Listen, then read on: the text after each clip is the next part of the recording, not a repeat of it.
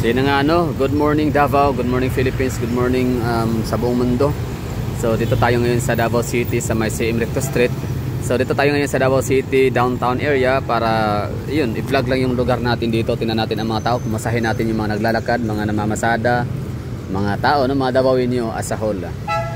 So kumusta kayo dyan, no? Mga hagalang mga Davaoenyo. So dito tayo ngayon sa Davao City at i-vlog ho natin ang lugar. Ganda, no? Ganda. So ano bang meron ngayon? It's August 1, no? So what's the special?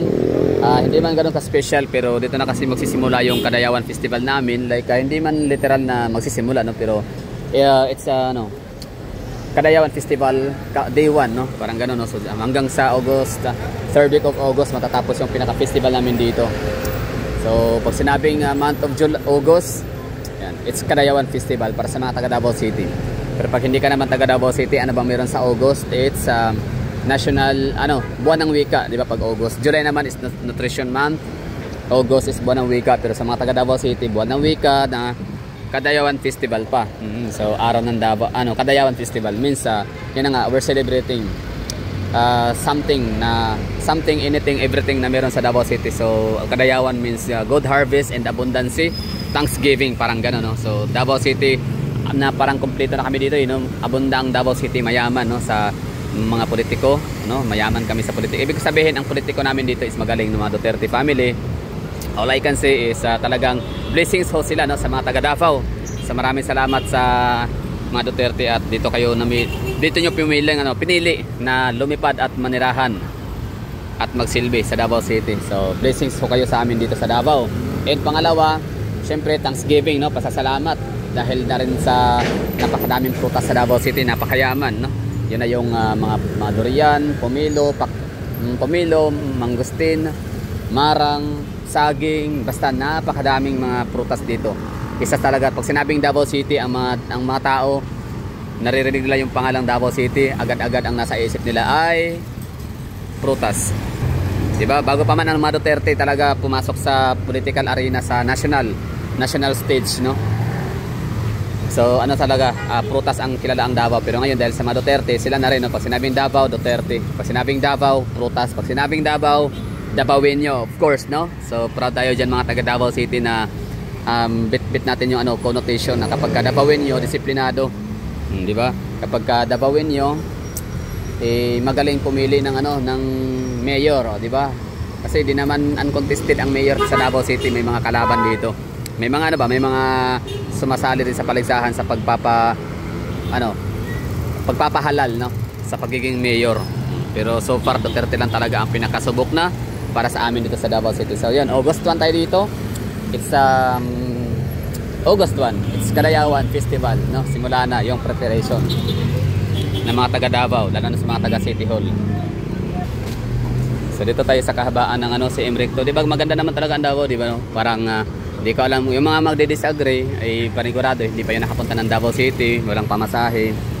Maintindihan natin yun, no? Kumbaga yung kailang pait at pighati at bitterness, imbis na ayun na, yung pait at bitterness, pighati nila. So hanggang comment section lang sila kasi nga hindi pa sila nakapunta ng Davao City. Tapos may iba naman pumunta ng Davao City, hindi nila nagustuhan yung Davao City din sa kadahilan na naman na hindi nila magawang magyosi sa kung saan-saan, o baka nahuli sila, no, ng ating mga kapulisan or yung mga authority. Baka nahuli sila, no, dahil minsan silang nagtapo ng cigarette butts or nagyosi somewhere in public places. Kaya ayun, meron silang pait at bighati sa Davao City sa mga taga Davao, no. At kapag ka naman yung iba naman pumunta rin dito, nagandahan sila sa Davao City, yun nga lang galit sila dahil nga sa hindi sila makapag-a-addict sa Davao. Oo, dami ko, makikilala ko dyan, ha. I can attest to that, no. PM nyo ako. Pwede ko sa inyo yung proof, ha, na talagang may mga 1, 2, 3 na namumukod tangi na talagang ayaw na sa mga Duterte kasi nga di nga sila kapag-addict. Natokang kasi talaga sila sadya, totoo yan, seryoso, no, hindi ako gumagawa ng storya. Alam ng nanay ko yan, di ba? Anyway, so kaya galit na galit sila sa shout out sa nanay ko dyan, ha, happy watching. So yun, bali may kakilala kaming ganyan na sobrang galit talaga siya sa mga Duterte, gawa nung sa ganong polisiya ng mga anti-drug campaign. Hindi na sila makakapag-hit naman sila, pero yun na nga, need pa nila pumunta sa Kamaynilaan.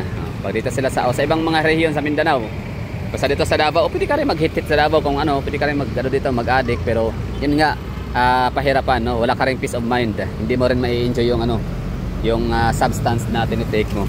Kasi nga imbes na i-enjoy mo yung bawat langhap, di ba? Bawat langhap ng sandali. Oh, di ba? Yun. Kanta ni ano yan Willie Garte. So hindi mo mai-enjoy kasi nga nasa kanyang kamalayan pa rin na nasa Davao City siya. Maaari siyang matokhang anytime. And ano pa ba, no? So yan ang mga bitter. Tapos syempre mga hindi pa nakapuntang Davao, hindi naman sila nag-a-addict din, hindi naman sila nag-yoyosid, hindi naman din sila burara, no? Malinis din naman sila sa kanilang mga lugar. So yun nga lang, galit pa rin sila sa Davao City, sa mga taga Davao as a whole. Yun na kasi yun pag ayaw mo sa Davao City, ayaw mo na sa buong mga taga Davao. Kasi Davao City is equivalent to Davaoenyo, ganun yun. As a whole, hindi pwedeng gustuhin mo lang ang Davao City, ang lugar lang, at ang mga tao hindi, no? At hindi mo rin pwedeng selective lang, hindi pwede yun. So kami mga taga Davao, kami inverse as a whole kami, no? So pag ayaw mo sa mga, gusto mo mga taga Davao, ayaw mo na sa syudad, sa lugar, so yun. Basta it reflects, no? Kung ano yung Davao City, yun po yung reflection ng mga taga Davao, mga Davaoenyo. So maganda ang Davao, di ba? Kita mo naman, no? Hindi pa to lahat, pero sana, no, darating din yung time din, no, mga taga Davao, ano lang tayo ha, mahina, kumbaga kalma lang tayo kasi darating yung time talaga na magiging ganito lahat ng kalsada natin.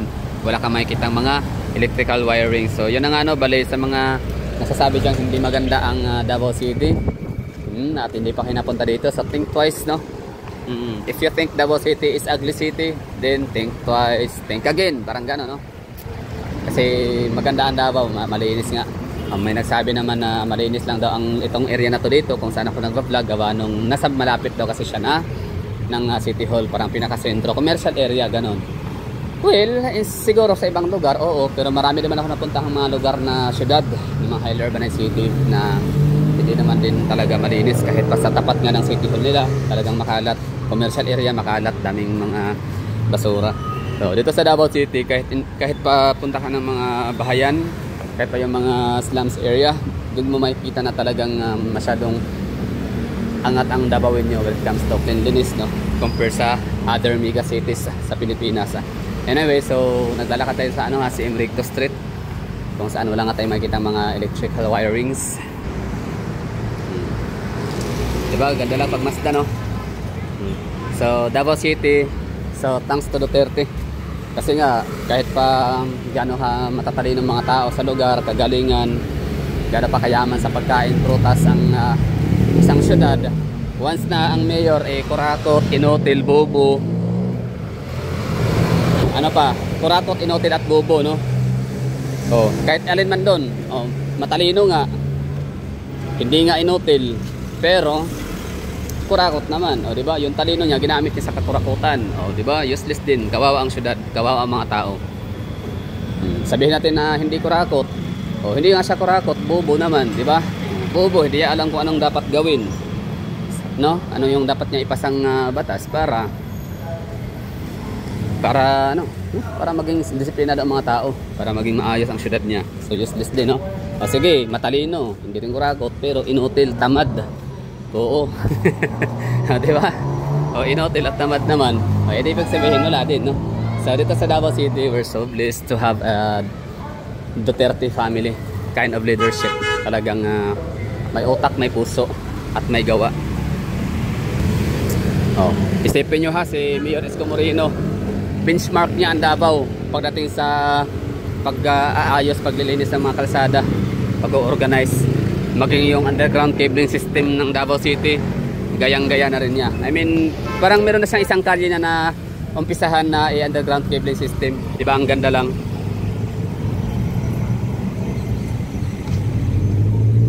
Okay.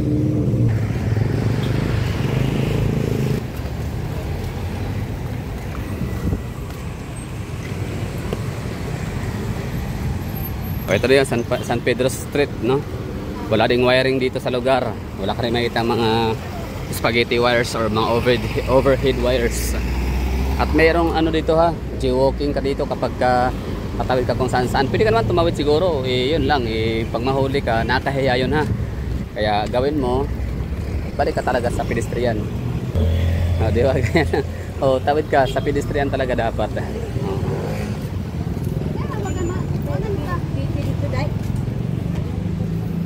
Ito yung lugar namin na kahit pa may mga vendors, mga ambulant vendors, no, hindi ka makita ng mga tapon-tapon na mga sticks, mga plastic or ano pa mga solid waste material galing sa pinagbilhan. Kasi yung mga natitinda, mga kariton na iyon ay may mga kanya-kanyang basurahan. So we're heading towards City Hall, so Metropolitan Cathedral.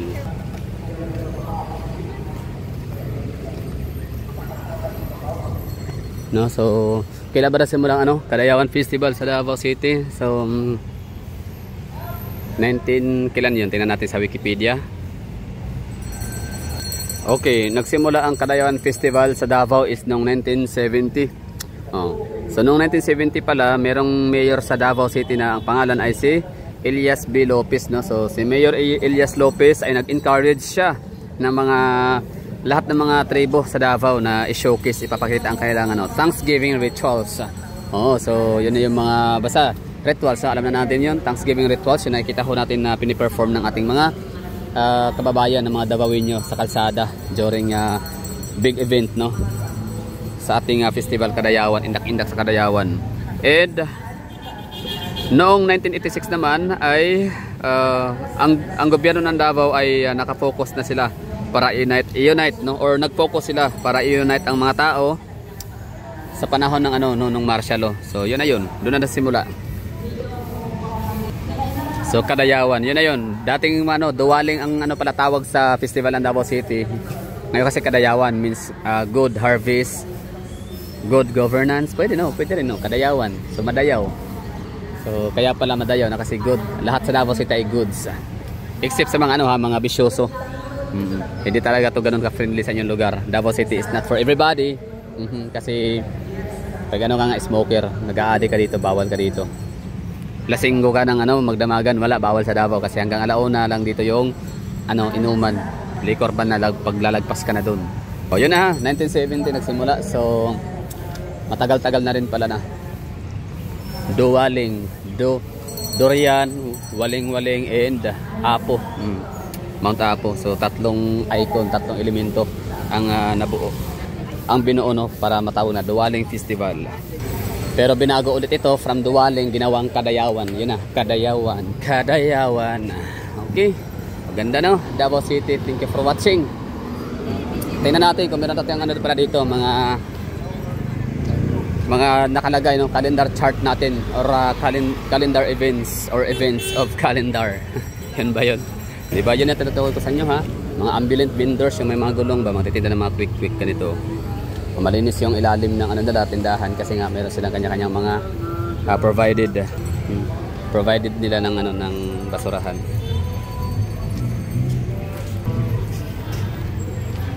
Diba? At ang mga taga Davao din naman, kahit pa 1 million kasako basurahan ang ilagay mo dyan sa harap ng tindahan nila, kapag ang mga residente, ang mga tao ay walang disiplina, nagtatapon-tapon pa rin kahit saan-saan. So wala din justice. So dito sa Davao City, working as one, kumbaga ang mga ambulant vendors, naglagay sila ng sariling sako sa kailang mga tindahan. And yung mga namimili naman, mga kumakain, after kumain, yung mga imbis itatapon sa kalsada o sa lupa, sasahig yung mga sticks in the mga plastics, doon nila ilagay sa kanilang sako. Anyways, ito na yung kalendar natin. Oy, wala, hindi siya kalendar. Ano pala to? Information and the facts about tobacco. Wala pa, wala pang naisabit dito na kalendar events. So August 1. So normal days pa lang dito, normal pa lang yung ating makitang mga ganap, wala pa masyadong indikasyon na meron ng mga preparasyon. Although ito organic farmers market, so pwedeng isa to sa programa ng natin city para mag-promote or mag-display na kanilang mga pagkain, mga harvest, local produce products.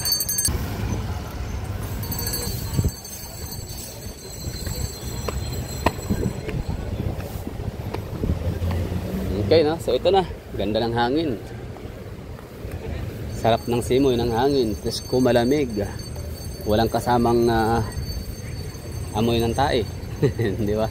Nice one. Fresh air, syempre Davao City ba naman, no? Mga Duterte is makakalikasan ho yung mga yan. Oh, talagang nasa kailang kaisipan, no? Yung nasa kanta, lyrics ng Asin na hindi na masama ang pag-unlad.